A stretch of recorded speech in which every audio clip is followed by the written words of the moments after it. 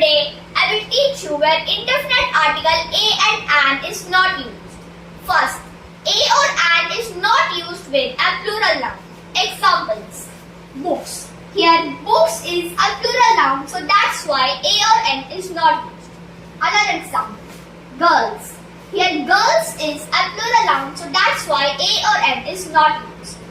Second, a or an is not used with uncountable nouns. Examples: information, news, luggage, business.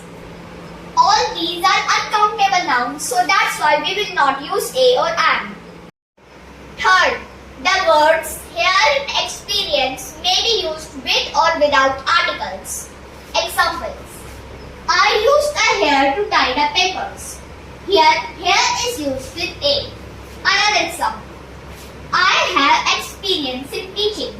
Here, experience is used without any article. Another example: but I had an excellent experience yesterday. Here, experience is used with an.